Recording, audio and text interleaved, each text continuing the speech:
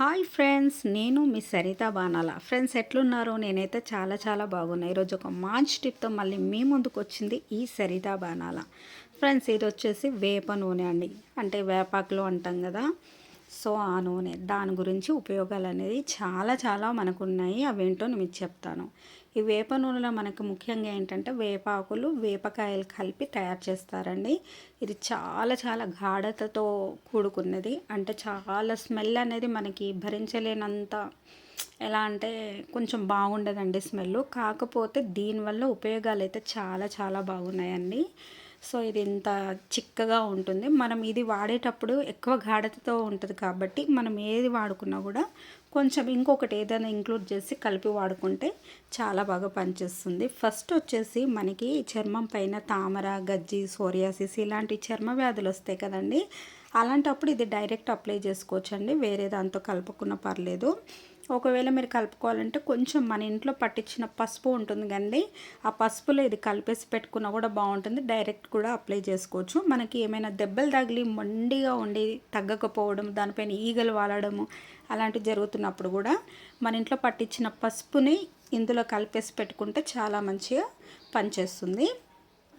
Next వచ్చేసి తలలో చుండు పెయిన్లు ఉంటాయి కదా అండి, లైస్ ఉంటాయి కదా, అవి కూడా మనకు పోవాలంటే ఇది కొంచెం కొబ్బరి నూనెలో సగం క్వాంటిటీ మనము సేమ్ రేషియో తీసుకోవాలండి. అదొక స్పూన్ ఇదొక స్పూన్ తీసుకొని మనం మంచిగా మసాజ్ చేసుకొని అరగంట తర్వాత మనం స్నానం చేస్తే చుండు పోతుంది, పెయిన్లు కూడా పోతాయండి. నెక్స్ట్ వచ్చేసి ముఖం మీద మనకి మచ్చలు పడడము, అంటే పింపుల్స్ అవుతాయి, గిచ్చితే మచ్చలు పడతాయి, ఇంకా రకరకాల మచ్చలు, డ్రైనెస్ అవన్నీ కూడా తగ్గిస్తుందండి ఇది.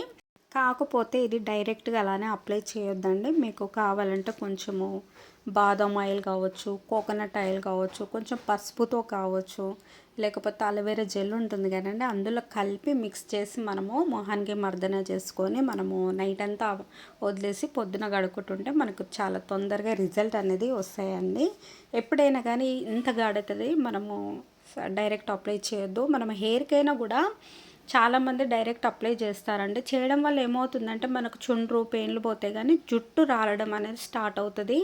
ఎందుకంటే ఇది కొంచెం డ్రైనెస్ని ఇస్తుందండి కొంచెం మనకి, అంటే ఈ ఘాటు అనేది చర్మాన్ని కొంచెం డ్యామేజ్ అనేది చేస్తుంది.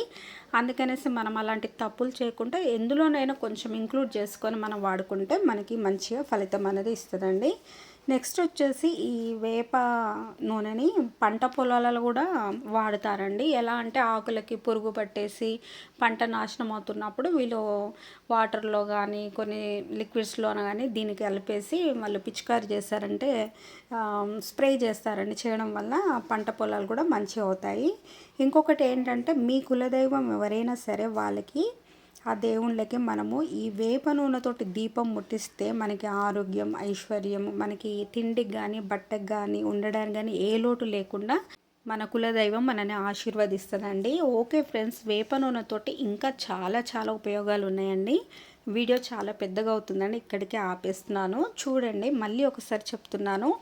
మన శరీరం పైన ఉన్న చర్మ వ్యాధులకి, నెక్స్ట్ వచ్చేసి మన నెత్తిలో ఉన్న చుండు కానీ పెయిన్లకు కానీ, మన మొహం మీద మొటిమలకు కానీ, ఇంకొకటి ఏంటంటే మొహం మీద మనకి ఏజ్తో పాటు మనకు ముడతలు అనేది పెరుగుతుంటాయి కదండి, ఆ ముడతలు రాకుండా కూడా మనము కొంచెం మీరు అలోవెరా జెల్లో ఒక 3 డ్రాప్స్ వేసుకొని మనం ఫేస్ మసాజ్ చేసుకుంటే అది కూడా తగ్గిపోతుంది. పంట పొలాలు దేవుళ్ళకు కూడా ఉపయోగిస్తారు. ఓకే ఫ్రెండ్స్, వీడియో నచ్చిందా? నచ్చితే please like and share, subscribe చేయండి. అలాగే మీకు ఏమైనా ఇన్ఫర్మేషన్ కావాలంటే నాకు కామెంట్ చేయండి, నేను తప్పకుండా వీడియో చేసి మీకు చూపిస్తాను. Okay friends, bye bye.